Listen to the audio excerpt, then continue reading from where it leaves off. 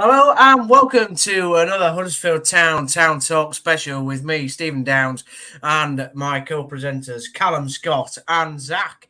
Wood, glad to have you back, Zach. He's our international fan, really. Goes all over Europe and the British Isles, so it's nice to have you back, mate. Me and Callum obviously did a podcast on Monday.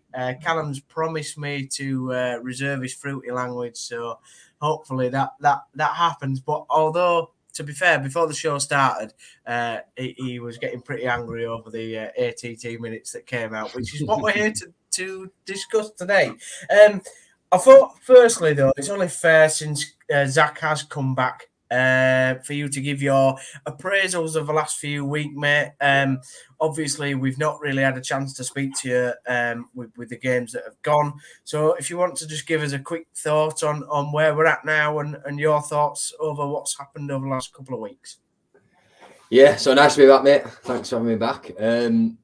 Okay, so starting with the Easter weekend, right? The Coventry game, I thought we started reasonably well, bizarrely. I thought the first 10 minutes we were on the front foot, and I said to the lads I got to games with, I said, it felt very much like the whole game, how we started the whole game, and I was hoping that coming out of the international break, we'd turned a corner. Clearly I was wrong, and you can't judge a game on the first 10 minutes. And then we conceded the goal, mate, and we do what we do every single week, right? Go into a shell, stop doing the basics right, and the second goal quickly followed. I thought the first goal, it's criminal giving that much space. You're in a relegation battle and you're giving one of the most prolific strikers in the league, in Ellis Sims, you're giving him 5 yards inside your penalty spot. And from a defender that I think I've said on this podcast 5-6 times, absolutely loving Mikael Helik, but that's criminal. So it's absolutely criminal. When you're on the front foot, we've had a chance down the other side, a couple of passes, they're in our box, and you stand off him. If I did that in the park on a Saturday afternoon, I think I'd get dragged off. I'd drag myself off. So yeah, Friday, put that to bed, and then obviously down to Stoke we all go, and created very little of substance, but so did they, and a little bit of quality in Bojan. I thought, okay, if we can get a second before half time, kill the game, then we get a free kick with 50 seconds left, and we go take it to the corner. If that doesn't sum up the mentality of Huddersfield Town at the minute, nothing else does. Get the ball in the box. We've got Mikael Helik in the squad. Just get the ball in the box. I couldn't believe that. I was raging. I calmed down. Then come out the second half, and what do? We give a footballer 5 yards inside his own box again, and Shockey picks out the corner because that's what the Championship does to you. It's full of quality, full of players that can do that. So we didn't learn his lessons from Friday. And in reflection, I'd have said a point was probably fair. I was hoping we could nick it at the end with a corner and then a long throw, but obviously didn't quite happen. All in all, and Bergzorg not able to pass a ball, but yeah. Look. I mean, yes, but if he slots that in the front post, we're all loving him on social media and everyone's going mental. And yeah, but there was about as much chance as me becoming the next king than Bergzorg slotting that in the front post. King Downs has got a ring to it, mate. That's it. But look, if you watch it, if you slow it down and you watch it, yes, he's got a square. Of course he has, but I don't even know if Reece Healy would have got there before the defender. I'm not sure, but it's ifs and buts, mate. It doesn't happen. That's where we're at in the league. That's why we're third bottom, and that's why we're staring League One in the face, man. All in all, disappointing Easter weekend. It's behind us. I don't think I could be more negative than I am now. I'm numb to it. But bring on Millwall. Wow. Well, that was pretty much the same as what I'd say me and Callum were on Monday, and you've had an extra 4 days to sort of settle down and think about it. It gets worse the longer it goes on with that.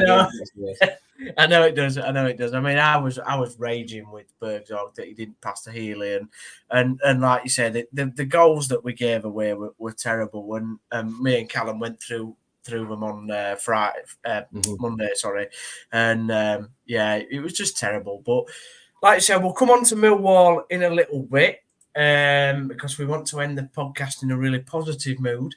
Going into the Millwall game.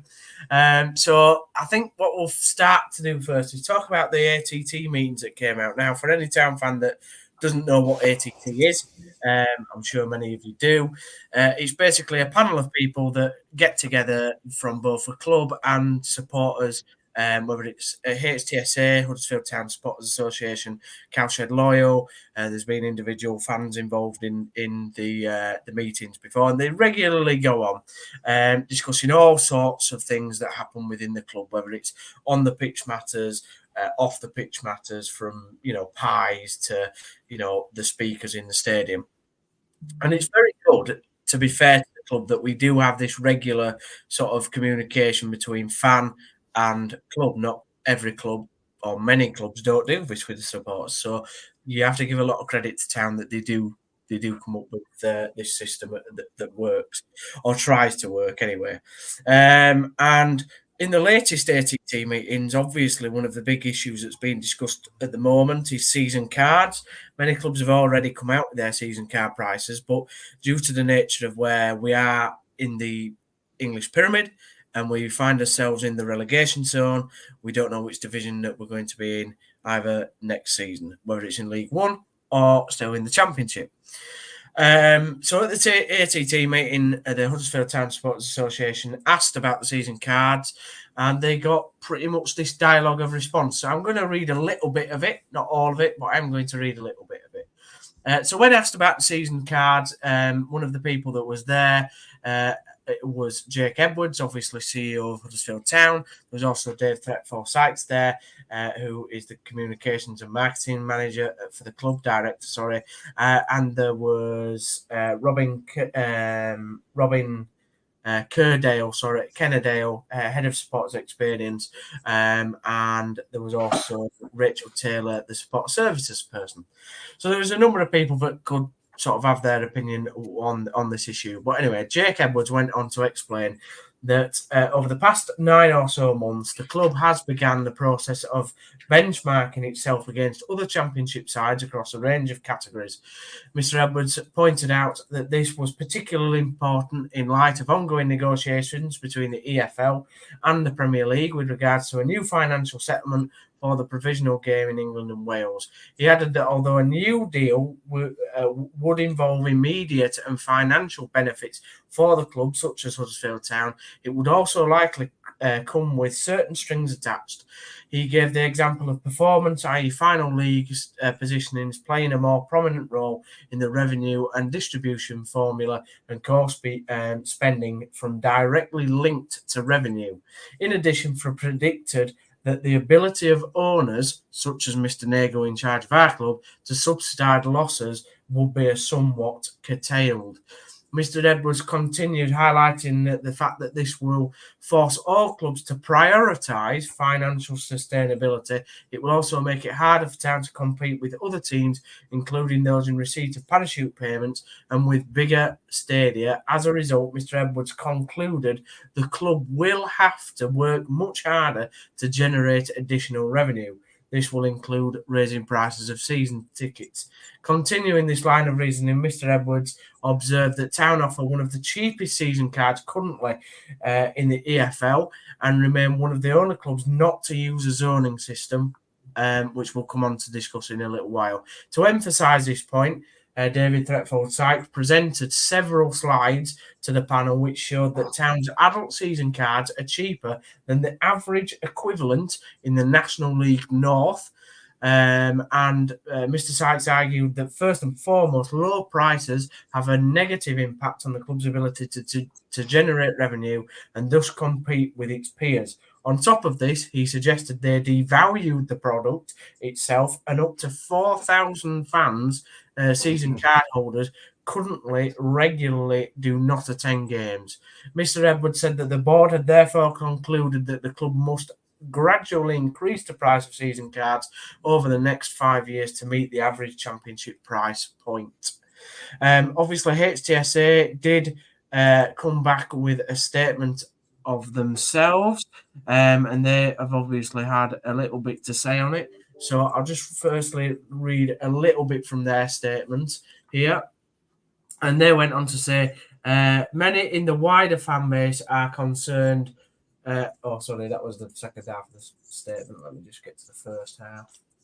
The first half of the statement says the Huddersfield Town Supporters Association HTSA is calling on the club to make sure that season card prices remain affordable over the long term. We believe that the simple ticketing strategy adopted since 2016 has on the whole been successful. Reasonably priced season cards have resulted in high attendances, a more diverse fan base, and a sustainable match day revenue. They have also distinguished Huddersfield Town as a club that does the right thing by its supporters and wider community. The club's proposal to gradually increase prices is met to meet the Championship average has thus fraught with risk, especially in light of the team's constantly poor performances on the pitch and a historic cost of living crisis.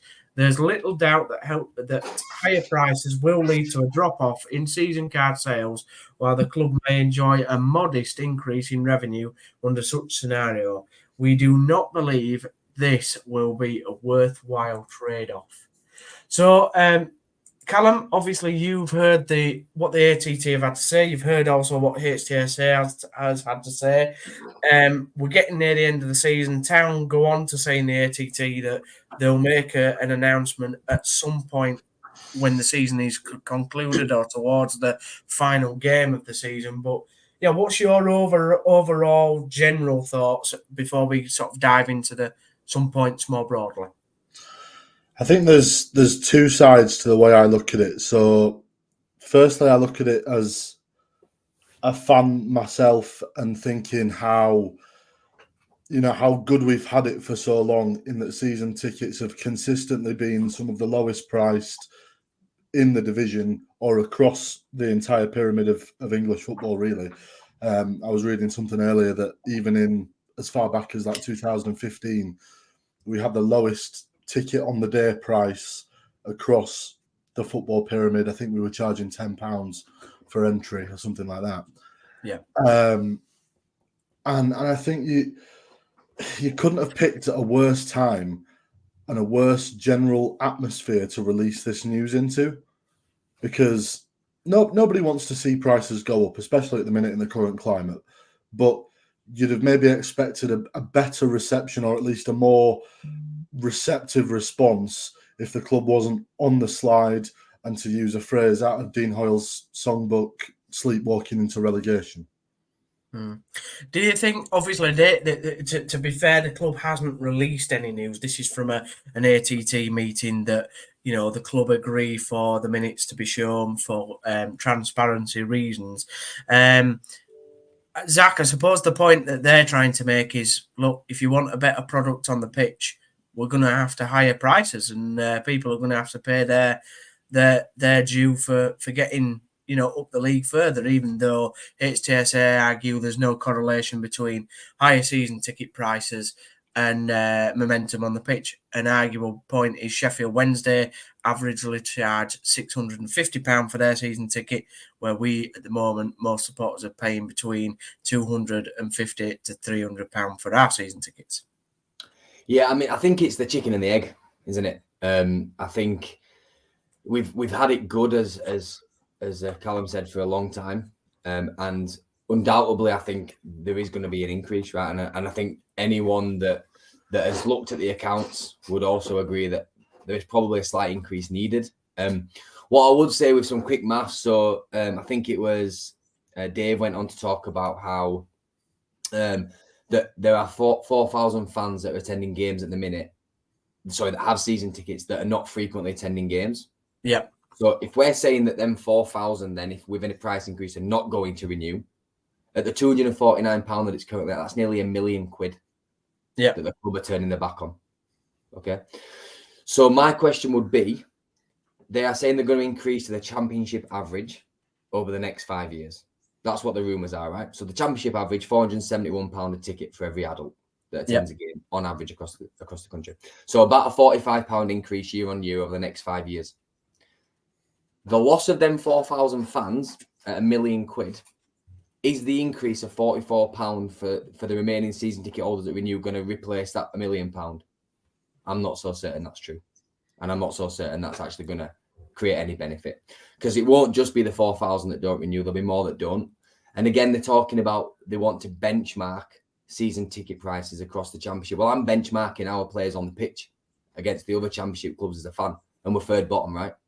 So if they want to benchmark the season ticket prices, we're well entitled as fans to benchmark against the product we have on the pitch. And the product we have on the pitch for 5 of the last 6 years have been absolutely garbage. Yep. So I agree there needs to be an increase, but they need to be very, very careful that they don't switch them 4,000 fans off that buy a season ticket knowing that they might make 10 games a season. Well, this is the point where I feel that you've got obviously supporters that have shift work, that turn up to the games that they can. So automatically they already miss a number of games anyway. Mm-hmm. Will that?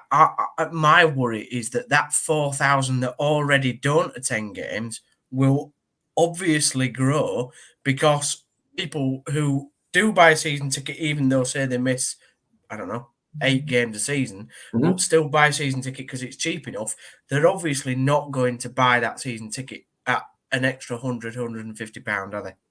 No, and that's my point, mate. I think we need to tread very carefully that we don't switch the fans off that can't make every game, right? Because not everybody is available on every other Saturday, and probably one in every 4 Tuesdays.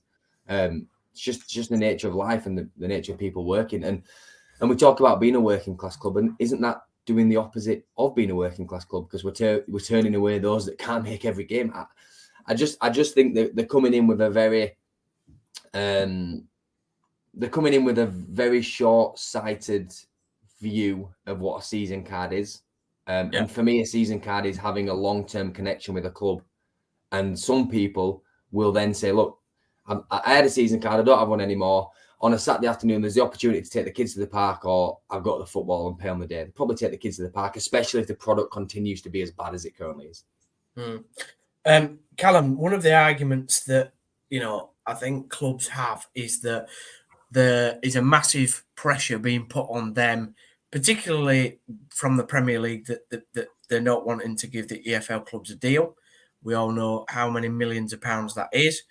And therefore, they haven't really got any more get-out clauses. The TV money's been, although it's been bloated, it is also tightening in some circumstances. So, like in 2 seasons' time, you're going to have half the Championship games, half Huddersfield Town fixtures are going to be on television, probably.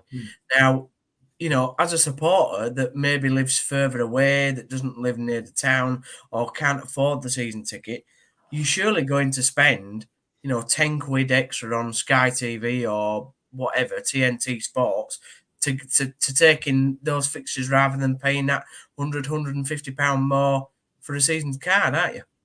Yeah, it's exactly why I disagree with the point that they made when they were talking about the 4,000 season ticket holders that don't turn up, that it devalues the product, that somehow that devalues the product of the club. What would devalue the product is actively turning people away or putting them off buying season tickets. That devalues the product because that makes sitting at home, taking your kid to the park, whatever you do on a Saturday that isn't going down to the football, that much more desirable. That's devaluing the product. Absolutely, and just to echo that, I mean, we talk about I can't remember the guy's name, the guy that's employed to be supporter experience. Not sure what that job actually is, but to me, a supporter experience is about filling a football ground. If you're someone that goes to games irregular and you were wanting to get new fans through the door, I mean, if you're a supporter and you turn up to a half-dead stadium, you ain't going to want to go back. No. And again, simple economics, Steve, supply and demand. They're choosing to increase the ticket prices when demand is low. Yeah, but that is just the opposite of what that is. Yeah, but also that's my. I have this opinion where people go, oh well, if you say if us 3 left our season tickets, there'll be 3 more people coming in behind to pick them up. But that only happens at your Chelsea's, Man City's, and your successful Premier League sides that rely a lot on tourism. The London clubs, they're a good example of that. At Huddersfield Town, you're not going to get 3 people instantly going in to pick those season tickets up unless we have a miracle season like we did in 2016. And actually, 2016 is a very good example of how you can sell the stadium at a low ticket price, but fill it and actually make more revenue on a match day by more programs being sold. Yeah. But obviously, if you improve the match day experience with the things that are sold like food and drink and things like that, you're obviously going to get more sales. Now, by all accounts, and I don't go in it, you two might go in it, but the fan zone around the stadium apparently has had good reviews. There's a lot of people in there before games, and that's brilliant. We want to see that as fans. We want to see people going to our football club and spending money on our football club that we dearly love. But what people at the top of the club have to understand is that people in this area are economically challenged, and that's because it's got one of the lowest employment rates in the country. It's got one of the highest deprivation areas in the country in Kirklees, and the majority of people in Kirklees don't support Huddersfield Town Football Club. It's simple mathematics, isn't it, lads? It's not. Yeah. I don't understand why people make it so difficult. You charge low season ticket prices for me, and then what you do is when you've got them, I would agree. My opinion is if they hike the prices up for food, as long as it's good enough, and drink and that sort of thing, then that's a fair trade-off. You don't have to buy the food in the ground, do you? You don't have to buy the drink. I'm going to defend the club a little bit there, Steve. So obviously, every single pie we sell at the moment, what do we get of that? 40%, I think. Well, exactly. The stadium is the issue. So again, it's catch-22 for the club. I'm not defending the club completely here, but the more season tickets they sell doesn't necessarily mean the more income they get from food and drink sale until they sort the stadium sale out. And I know that's probably a point you're going to come on to. But I mean, another thing for me on the flip side of that is every single interview so far with Brighton Writer, okay, he has talked about the fans being paramount to the success on the pitch. Okay? Yeah. But then the club are saying that they're going to increase season ticket prices, which will, whether they say it will or it won't, it will factually decrease the number of fans in that ground. So Brighton Wright is saying, so the club isn't aligned, right? Because Brighton Wright is saying how important we are, and the club's saying, well, actually, the fans that can afford more are important. Yeah, but all I would say on that is that Brian Wright is thinking about the here and now, keeping the club in the Championship. The club, like Edwards and people above that, like Kevin and the other directors, they have to think about season cards and the future. They have to think longer than just the next 6 games. So I understand strategically why that's a problem for them, because at some point they do have to announce season. They have to get things printed, marketing materials printed, radio adverts done. If they're doing TV adverts or whatever they're going to get done, they need to get that stuff done. And that all takes time. You can't just do that all in a week. So let's not, I mean, if we're talking about strategy, right? The strategy was to get Huddersfield Town at the Premier League in 3 years. So I don't really buy into any of their... Yeah. Exactly, but that was their strategy, right? So I don't buy into any of their strategic direction because right now we have no direction on or off the pitch. So I'm not going to, if anyone tries to ram strategy down my throat about the reason for increasing season ticket prices, I'll go down to that club myself and I'll hand my season ticket back because that is absolute garbage. This club has no strategy, none at all. It has none. It's reactive. Everything we do is reactive. We don't have a decision about season ticket prices now because the club has no strategy. We're reactive. They will give a season ticket price. I'm telling you now on the back of a fag packet to see what the club, how fans react. All this is to get. Do you not think that that's what this is? Yes, letting it out by the ATT, drip feeding it, see what the reaction is, and then if it's not good, if people are annoyed by it, we'll change it. 100%, and that's what I'm talking about. We are so reactive. We have no strategy. Yeah. We have no proactivity on or off the field. The signings in January were reactive. The lack of signings, they were only signed in January because we weren't proactive in the summer. Yeah, but I do think Brighton Wright was reactive because we got rid of Warnock because that was reactive. We got Darren Moore because that was reactive. Yeah, but I will defend Kevin and the club as a whole in terms of the summer, because they came in. It was announced sort of at the beginning of the year in January, but then obviously didn't really get hold of the club until sort of end of April, mid sort of May, and then he's new to English football. Yes, I know he's brought Cartwright and Edwards in, but they're new as well. It's a new environment for them to come into. So I get people will say screw that, they should be on it. But to me, the bigger the thing that got me is obviously we're going back to Warnock now, where they said that they were happy with keeping Warnock in charge, but then after 7 games, they said that he wasn't the right man. Like, why didn't we just keep him until like January and have a really expansive interview process for the next manager and know exactly what we want, where we want to go, how we want to do things? Like when we brought Wagner in, it was all worked out, even down to the academy. People like kids that we were bringing into the academy, how we want to play football, what do we want to do as a club, how do we want to move? It was all aligned. Everything was aligned. But this has just gone from one thing that's not gone quite right to another thing that's not gone quite right.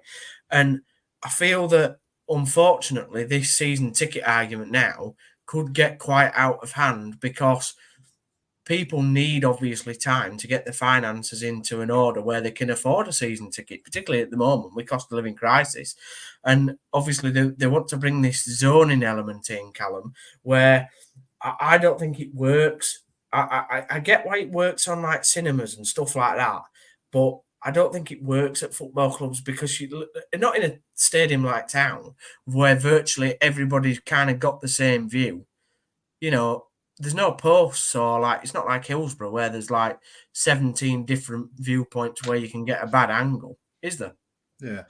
Well, I mean, I'd just quite like to.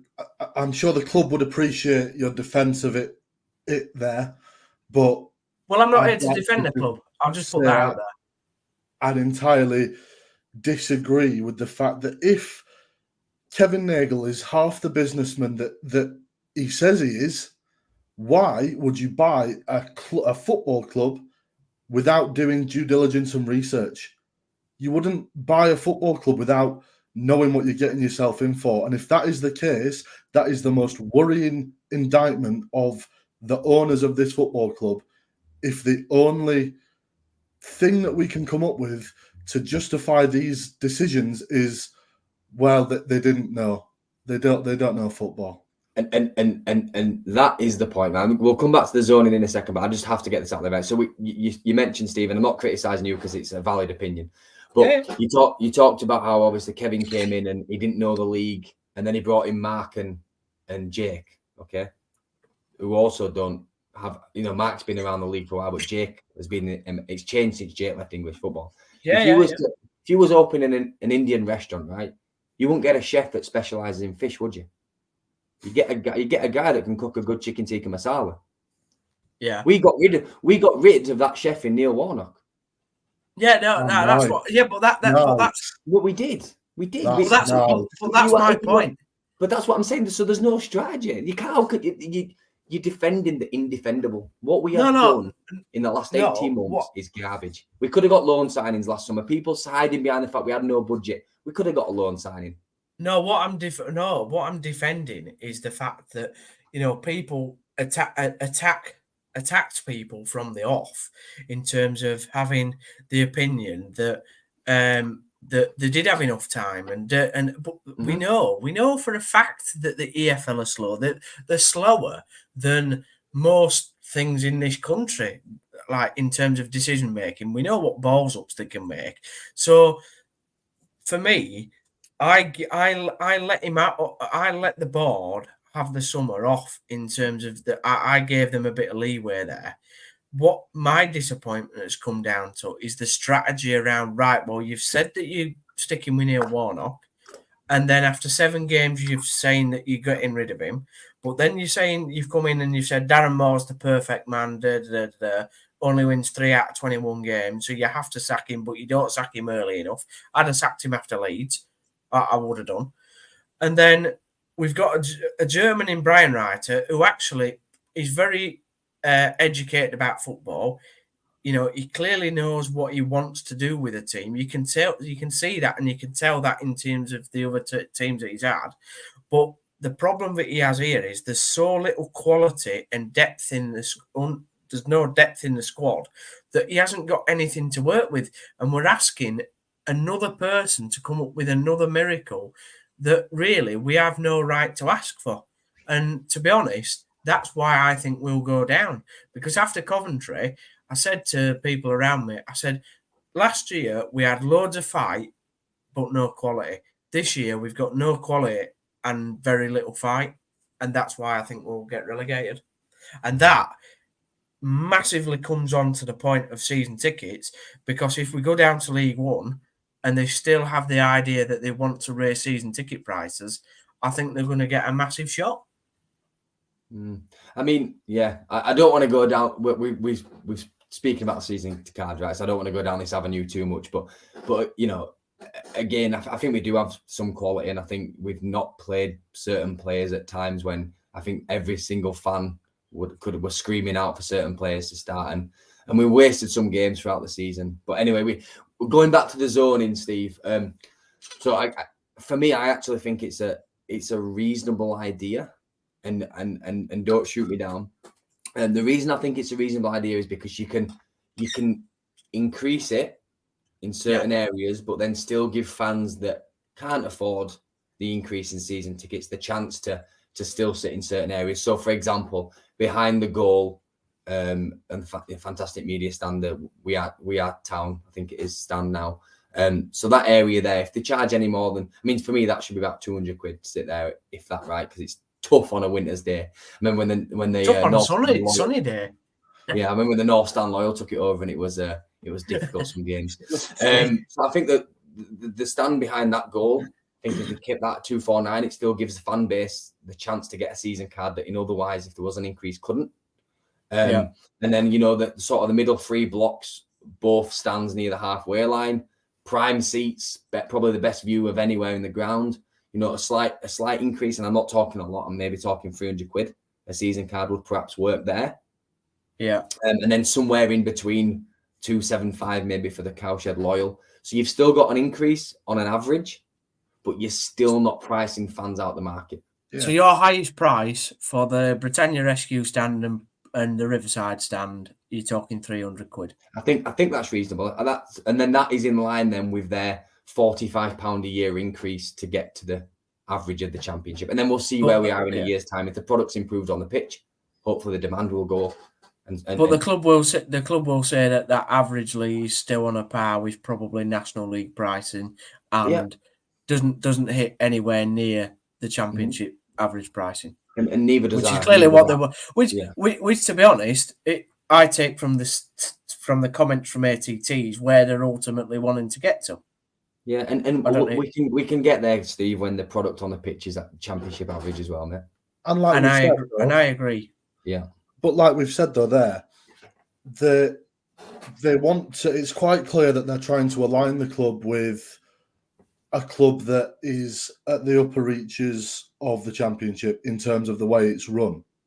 Don't come for the fans first. Sort your own house out first. Sort the operational side out first. Get a coherent plan of how we're going to do the things that you want to do before you start looking at the cash cow, which is us, and going, right, we can rinse them for God knows how much more money a season because they're just there and they'll turn up because what else are they going to do? Because people round here do not have the money to put up with it, and they won't. The club has been coasting towards a sort of shock wake-up call for a while now, and if that's relegation to League One, then I'll be quite happy for it to end there because that's enough punishment for any man or woman or anyone. And same to your point, right? And if they're naive enough to think that a new set of speakers is going to keep people renewing a season card, I mean, the amount of time I've heard on Twitter or the ownership and directors talk about the quality of the speakers, I don't care. I don't care. They could not play music before a game and I wouldn't care. They could have no prize at a game and I wouldn't care. Just get the product on the pitch where it needs to be. Yeah. Stop trying to blindside us by all this stuff that ultimately it doesn't matter. We're football fans. We want to see football. I will say as well, we've got to the point now where I think for all Town fans, it were all a bit of a novelty when Kevin came in and he were giving the Q&As and he were giving the press conferences talking about the big idea and what he wants to push and how he's going to do it and all these great things. And now we're really getting to the point where it's time to put up or shut up. Mm-hmm. Yeah, but I think that, to be fair, I think his overriding plan is still valid. I think what he wants to come up with is still good, and you know what he says is positively pertinent, but it doesn't stand at the moment because of where we are in terms of on the pitch, and that has been the big downside. So obviously, like I said earlier, and I'm not here to defend the club, I'm just trying to give the other viewpoint. Of course, that you know, things like such as the before the game, you know, in the fan zone, that has improved. People have said that's improved. People have said that, and whether you agree with it or not, that the food inside the ground has slightly improved. That people have said in some areas, like where I sit, I mean, I couldn't hear the speakers at all before, but now there's a great massive big speaker in the middle of where I sit. Now I can hear everything. Sometimes it's way too loud, but that's another concern. But all I'm saying is that, and I agree that people, like little things like that, don't matter compared to what is happening on the pitch, and that is ultimately what they have to get right first. In my opinion, I agree with what you both kind of say, but I definitely agree with how Zach put it in terms of next season. If, say, we're going for the playoffs next season, somehow miraculously we survive, because I think we're going to have to probably play me, you, and Zach in midfield in a minute. To be honest, Callum, with the way injuries are going. But say if we survive and we go for the playoffs next season, right? And we say if we just miss out, then I think the club would have a justifiable reason to say, right, well, now we'll hire season ticket prices. But don't do it on the back of a season where we're third from bottom of the league, and definitely don't do it if we go down. I mean, that'd just be mental if you do it when we go down. I mean, that'd just be madness. And like some of the things you've said, sorry, Steve, I promise I will come off this point and we can move on to Millwall or whatever. But like you've said there, I don't disagree that the fan zone and the food and the overall supporter experience has got better, and that is good, right? Yep. More of that, if anything, but there won't be supporters to go to these things and enjoy these things if they're priced out of the overall product. And I agree with that. And that's why my point is that they should just keep season ticket prices for another year at the same rate that they are, and improve the football's operational side things first, off the pitch as well as on the pitch, by the way. You know, let's have a proper medical department that seemingly knows what they're doing, because we've had so many injuries. It's unreal. They can't just all be unlucky. I'm sorry, that just doesn't exist. Like, yeah, one or two. Like, obviously, Ollie Turton, that's devastating for him, because I thought he was having a really good season before that. So, you know, obviously, people like him and Ruffles, they're just unlucky. But not to have the same amount of injuries like Danny Ward has, and, you know, whatever, is just madness. So let's have a proper medical department. Let's have a proper scouting department that goes out and actually finds some good young talent that's around this area or further afield, like Peterborough do in League One, and pick some actual gems up. And like what Coventry have done in recent times, where they buy people for £1 million and sell them for 15. And that's what you can make that's how you can improve your position in the pyramid, by being clever. And what we've not done over the last, not just 18 months, but the last 5 years, is not being clever on and off the pitch. And that's my disappointment. And what I do think is, we've been on this roller coaster ride now for the last 10 out of 12 seasons. And I think we're all just tired of it. We're all just shattered of battling against relegation or going for the playoffs and ending up in Arctic. And I just think we're tired of it, and I think some of the players are tired of it as well. I just want to say, before we bring you in, Zach, on that point, thanks for everybody contributing to the pod, whether it's comment, liking the video, or sharing. Please continue to do that. Callum here says regarding Rotherham, the Rotherham game was criminal, and leaking goals like no tomorrow, and we still couldn't score past them. Yeah, it was criminal. I agree. Dale, apparently this is your old neighbour. Yeah, Callum, I don't know. Yeah, nice to see you. Yeah, good to see you. Kevin, Otto, yeah, great to see you as well, mate. Regular for the show. Stephen Brown, any comment on... no, I haven't got any comment. Lewis says, as well as the forums, is the club doing market research with season card holders in the day, supporters or occasional supporters as to what they work from HTFC? What can be done to fill the stadium? Well, yeah, so we all received the email survey, right, to fill in. I think it was actually HGSA that sent that out, maybe. Yes, it was, yeah. And again, that was, I mean, but that should be coming from the club directly, I'd imagine. And that's what's disappointing, right? On that point, I think. Yeah. Any comeback, Callum? Sorry, Zach, for what I sort of said.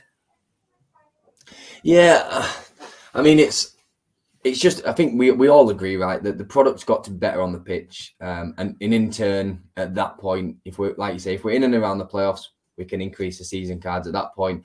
And I think you're back to your point about having sustainably to run a club is to have a good scouting department, absolutely. But then you've got 72 football league clubs that are all looking to do the same, right? And it's probably easier said than done. And it's a challenge. And if every club could be a Peterborough, could be a Brighton, you know, we'd all be sort of producing a lot better accounts than a lot of clubs have up and down the country. So. Yeah, but we don't have anything, Zach. I mean, that's my point. You know, we buy Rodoni from Wimbledon for, I don't know, whatever it was, 400k, but you know, it might or might not come off. You know, when was the last time that we signed an absolute star youngster that we then went on to sell for decent money? You know, Connor Cody was an example, bought him for 750k, sold him for 2 million to Wolves. Lewis O'Brien. Yeah, but the thing that disappointed me. Yeah, okay. There's one or two, but not like on a. They're like one every 3-4 seasons, aren't they? No, but a lot of clubs are like that, Steve. There's not many clubs that sign these gems that you talk of and sell them for a profit. I absolutely agree. There's certain pockets of clubs that do it really well, but they're few and far between, mate. And that's why the accounts up and down the country of most football league clubs are absolutely shocking. Yeah. Because it's hard to find them. But gems. You look at Coventry. Coventry had a great example in our league. They signed Gyökeres for $1 million, sell him for 15. They're going to do the same with Sims. You know, they bought Sims with him. Yeah, absolutely, mate. But again, even Coventry, I mean, how many players have they signed for low and sold them on for a lot? That's one example, absolutely. And that's a heightened example, right? Because they've now got a pot of money that they managed to redistribute on Ellis Sims, for example. And it's that rolling cycle. You know, now Ellis Sims are probably to sell at a profit. And once you get that pocket of money, and we had the opportunity, right, from the Premier League era to use that money wisely. And as you said, we didn't. Well, we blew it. We blew it. Yeah, absolutely, mate. And that's why we are where we are. We blew it with a chairman that bought the club off the parachute payments. Exactly. And it's just been a series of terrible decisions. And that's what I think I tweeted the other day, right? That we cannot sit here and blame the current regime for where we are now. This is a combination of 3 owners, 12 managers. Unfortunately, the only ones that are going to suffer at the moment is the fans and the people that pay for the season cards. Any last words, Callum, on season tickets or the ATT generally? Obviously, the other thing that was discussed was the stadium ownership. We thought earlier, probably, back in the last year, we thought we might be getting somewhere with it, but it sounds like we're about as far away from it as we always have been, to be honest. Yeah. Again, that's another thing where, you know, all these things that the chairman's saying are great, but apart from some new pies and some new very loud speakers, on the football side of things, on the operational side of things, we've actually seen very little. And I know he's new to English football, and I understand that these things take time and that they're difficult, but then communicate that. But the stadium is a difficult issue that It is, and I'm not nobody's been able to solve Callum, and we know why, and we know why that is. And I don't think any amount of money would change that. I think that's unfortunately the stubborn Kirklees Council, saying that the stadium was built for the people of Huddersfield. Well, the people of Huddersfield, a lot of them, out of the sporting teams that use that stadia, a lot of them follow the football over the rugby, right? And by all accounts, Kevin has come up with an adequate solution for the rugby club in terms of their playing capacity and where they can play from. So by all accounts, Kevin has done absolutely everything he can to get the stadium to be purchased by Huddersfield Town. But it's the Kirklees Council, mate. And I promise you now, we'll be sat here in a year's time and it'll still be the Kirklees Council that are almost on the verge of bankruptcy themselves and still dragging their feet. It's unbelievable. It's shocking. It's absolutely shocking. The only way that we can progress in terms of the facilities in and around the stadium as well, there's so much we can do with that area that Kevin will do with that area. And that's the positives for me. That for the plan that he wants to go forward, I think he does have great vision for what we can do with the stadium. But the fact that he can't get the stadium is the big sticking point. And like you say, Zach, there's one massive problem with the reason why we can't get the stadium, and it's not going to change anytime soon, is it? No. Callum, anything else, or Zach, anything else on season tickets before we talk about the fantastic game of the weekend? I could go on for hours, so I'll probably stop. Just a question for you two, really, for me. So, what would be your pivot cost price point of renewing versus not, if it was in the Championship and then if it was in League One? So, currently, I think I was one of them season ticket holders that paid $259 because I was on that 5-year whatever through COVID where they said that they were going to stick $249 or whatever it was. Mm-hmm. Probably, if the product's good enough and we stay up, and the promise of the product's going to be good enough, $320 maybe in the Championship. But if we go down, maybe an extra tenner, $360. 260. Yeah, 260. 260 in League One. Christ. I had to correct you then, because if anyone watches this in the year 360, that's it. So 260 for League One and 320 for Championship. Yeah, and I think that's that's fair for what we've been through, and that gives the club some wiggle room. But no to the zoning, is that right? Yeah, no to the zoning, because I just think it complicates matters, and what you'll have is fans. I just think it will cause a massive fuss that they don't need. Why are they creating headaches for themselves? I don't get it. Huddersfield Town Football Club. Well, yeah, obviously. What about yourself, Callum? I'd sort of echo that. So I've not looked at League One. I don't know the sort of average season ticket prices, to be fair. Mm-hmm. I've not. I need to probably start doing my background research if we're going to be there soon. But I'd echo probably around where Steve put it. So if we are in League One, maybe 265, 270, and then for Championship, I think it's realistic to say maybe 330. Yeah. And what about the zoning? The zoning. I can see why it makes sense in some ways, and I can see why it doesn't make sense in other ways. So for me, I don't think there's going to be enough demand for it to cause a problem. Yeah. For now, but I can see problems coming further down the track. Yeah. Zach, what about you? So I think League One, I think I'd pay 275. I think, and then in the Championship, I'd probably pay 325. I think, anywhere between 300 and 325. But I do believe strongly that the Fantastic Media, the old Fantastic Media stand, should remain at 249, depending no matter what division we're in. So it gives fans that physically cannot afford any more costs a chance to go watch Huddersfield Town Football Club. Yeah, no, that's fair. That's fair. We can't chant the working class club mantra, really, without something like that. Mm-hmm. No. Right, well, we'll move on to this weekend. It's Huddersfield Town v Millwall. Are we all going? Absolutely. Yeah, we're all going. That's a good start.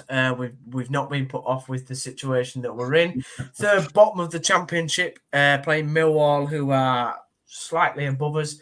think they're on 45 points to Millwall. I haven't looked at the table recently, not because I didn't want to be honest. Callum, are we going to win? Are we going to all go home tomorrow and have a nice Chinese and a lovely pint of beer and think, yeah, what a day at Huddersfield Town Football Club? I might do that anyway. I just won't think about the game. Mm-hmm. So I can't. You know what? This is, and I was saying it to you on Monday. I don't care. I don't care anymore, and it's useless for a podcast. I know we need to come up with like a prediction or whatever. I just want it to be over. Sound like Goldbridge from last night, Chelsea v Man United. Don't care. Start pushing your chair into we all know that we're going to turn up and we're going to we might put in a half decent performance and we might go 1-0 up and then we'll make a mistake and it'll be 1-1 and then we could lose it. You know, it's the same. It's been the same for God knows how many weeks now where we've gone into games that we should be winning or we could pick up points and we've not because it's been stupid mistakes and it's taking it out of me. I'm going because I feel a sense of obligation, not because I'm looking forward to the football. Loads of people, by the way, ask me all the time, why do you go? Why do you put yourself through it? And I'm like, you obviously have no idea what football is. This is just what you have to do. It's the pain you have to go through, unless you're a Man City fan and you cheat your way to 10 Premier League titles. This is what being a proper football fan. Yeah, they've been through it. They've been through it in the past. In the 80s, yeah. In the 80s and the 90s. But not recently. Not under Pep. Not under the ownership that they have. Well, I wish we had Pep. No. I think could have had Pep Linders, but Zach didn't want him. I'm gonna put my neck on the line, Steve. Go on. I think we're gonna win tomorrow. I've said it all week. I've not come on this podcast yet and said we're gonna win a game of football, and I think we'll win 2-0. Can't wait to clip this up, Cal. Cut this up, right? I don't know why. I've just got a feeling that we're gonna turn them over. What was the score? 3-1. 2-0. 2-0. Yeah. Right. Yeah. I don't know why. I just think we're all dead. We're all buried, right? We've got Callum saying he don't care when he deep down he absolutely cares. Yeah, of course. And it's awful. I want to turn them over. It pains us, right? We don't want to care, right? But it pains us that much. Genuinely, like you say, Steve, the reason we go, mate, is because it's in your blood, right? And there's literally no way you can't go. But I just have a feeling Huddersfield Town, when we're down in the dumps, right, and everything looks lost, some reason we come up with a way of just keeping us on a piece of string, right? And it's the hope that kills us. And I think tomorrow, I still think we'll get relegated, right? But I think we'll win tomorrow. Right. Well, that's a bold statement. Just from Brighton Writers' press conference, Jack Radoni looks like he's going to be injured for, he said 5 to 6 days, but it mustn't be much of a hamstring injury if it's only 5 to 6 days. Bolker not available for tomorrow. Ward only available for the bench, whatever that means. Who else is injured? Tom Lees is out. I'm sure there's about 15 other players that have got knocks. So, Jack Radoni, Callum, massive miss for us tomorrow, I think. Ben Wiles. Is it Ben Wiles' time to step up and show why we paid such a significant fee for him? Just 4-4-2. That's exactly what, and funnily enough, that's exactly what I wrote down before this. I just wrote Millwall back to basics approach. Here. Yeah. Just what else have we got? We've got an injury list as long as my arm. We're in the position we're in. Just stop. Don't overcomplicate it. You hit him. You pass the ball. You put the ball in the net. Mm-hmm. Mark's confident. Mark's as confident as you. He thinks it won't be a classic though. God, maybe we will win. Oh Christ! Would you win, aren't we? But I absolutely agree with you, Cal. I think 4-4-2, mate, and the fact that the injury to Jack Radoni pushes us down that avenue, I think. Yeah. So what's the team then? Nichols, obviously. But the fact that Tom Lees is injured also helps because it means we've got to play wingers at wing back, and you've got to play Pearson not at right back. Thank God. So I'd start Nichols. I'd start Headley, Pearson, Hellick, of course, yeah, Hellick, Spencer, and then that's your back four. Yeah, I'd start Matos, Kasumu, yeah, and then I'd on the left I'd have Thomas, on the right I'd have Bergsorg, and then I'd have Reece Healy and Bojan up top. Hit him on the counter and hit him fast. No, that's not Huddersfield Town's approach. We don't play strikers up front. Mm-hmm. We Callum, do you agree with that lineup? I like that lineup. I'm trying to, like, as fast as you were saying it, I was trying to Sorry, buddy. Yeah. Trying to write it out like it was a proper like format, just so I could see it. But it's open, isn't it? It's very open. It's the only problem I think we'd have with that is that Millwall are quite a physical team, and if you're pitting Healy and Headley down that side. Oh no, sorry. I'd have Bergsorg and Thomas as my wingers. Oh right, okay, yeah. And then Spencer and Headley as my fullbacks with Bojan and Healy in the up top. Problem solved. Then we're winning 2-0. Sorry, mate. 2-0, mate. 100%. Nailed on. Absolutely nailed on. I just put a bet on tomorrow, and if we win 2-0, get a lottery ticket. I get to lottery tickets, but don't work. But you get my point, though. I know I'm being a little bit over optimistic. No. The only problem that I see is right, and I would go with your team and formation. Is Millwall are quite aggressive. We know that. Fleming is very good, and they've got some very good technical players. Although it's going to be great. I mean, can you imagine both sides turning up playing 4-4-2 tomorrow? It will be like watching a League Two fixture, won't it? It will. Yeah, there'll be no tactics, will there? They are quite. Well, they were against Rotherham. They were really poor down the wings. Yeah, they were using like Duncan Watmore as an outlet down the wing, and I think that I know we've not got the best of outlets anywhere across the field, but if we can find their weak points like that and exploit it like Rotherham did, there's no reason why we can't use it. Yeah, I tell you what, me and you, right? Steve's gonna be chopping this up tomorrow. It'll be 3-0 Millwall. 3-0 Millwall. Yeah. Nailed on. Absolutely nailed on. Okay, so score predictions. Callum, go first. I can't do anything but 2-0 Town now. All right, 2-0 Town, Zach. You're up for it now. 2-0 Town, mate, and I'm even gonna pick the goal scorers, right? So if I get this right, I'm gonna go Matty Pearson opener, right? And then I'm gonna go Bergsorg to score and just give it this in front of Cowshed. Right, and if that happens, I think Callum should pay for your season ticket next year. Whatever happens in the. You're going in fantastic media. Fantastic media top row. That's it, mate.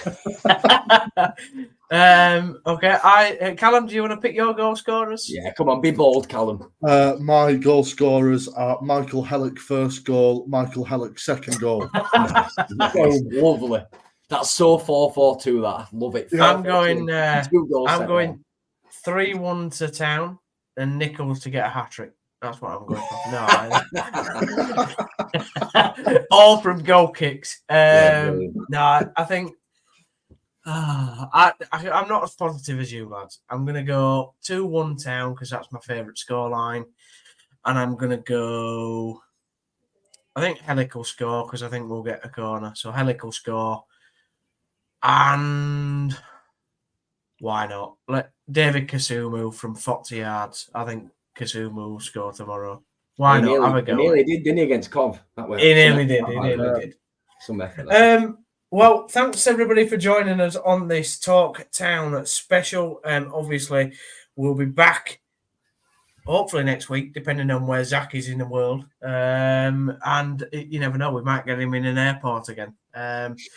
But for now, we hope you've enjoyed the podcast. Please like, share, and subscribe. Thanks for everybody following us on those social channels, by the way, and the football clubs that do. It's much appreciated. And we'll see you very, very soon for what hopefully we will have a Huddersfield Town win that we can talk about next week. But for now, we'll see you later. Thanks, guys.